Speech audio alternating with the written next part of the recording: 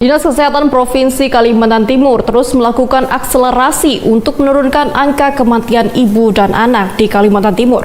Dinas Kesehatan Kalimantan Timur mencatat angka kematian ibu dan anak mengalami penurunan positif sepanjang tahun 2023. Dinas Kesehatan Provinsi Kalimantan Timur terus melakukan akselerasi terkait rencana aksi daerah dari Menteri Kesehatan Republik Indonesia untuk tahun 2020-2024.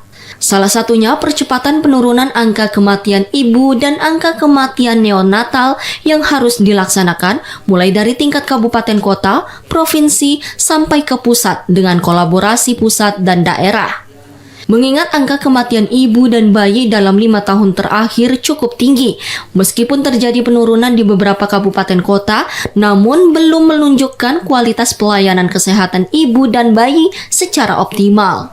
Namun dalam kurun 2 tahun terakhir seperti di tahun 2022, jumlah kematian ibu sebanyak 73 kasus, menurun dibanding tahun 2021 sebanyak 168 kasus.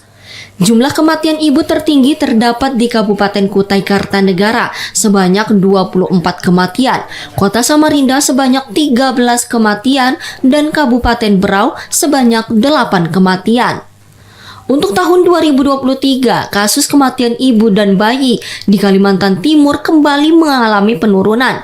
Terhitung hingga November 2023, kasus kematian ibu dan anak sebanyak 63 kasus.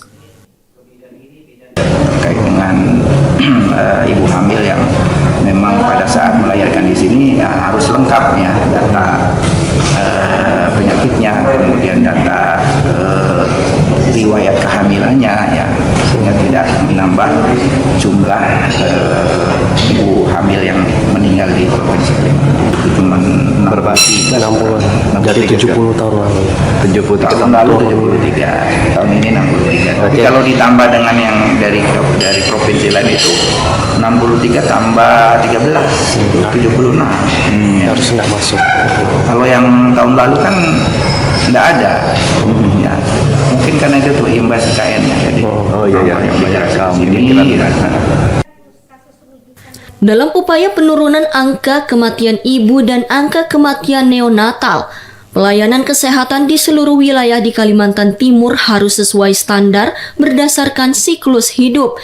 Di antaranya pelayanan kesehatan yang diberikan sejak masa sebelum hamil sampai masa setelah kelahiran, pelayanan kesehatan sejak neonatal sampai remaja, dan pelayanan kesehatan lansia.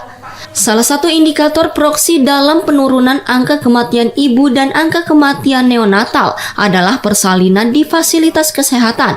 Melalui persalinan di fasilitas kesehatan, diharapkan ibu mendapatkan pertolongan persalinan sesuai standar sehingga dapat mencegah terjadinya kematian. Auzan Gisyam dari Samarinda melaporkan.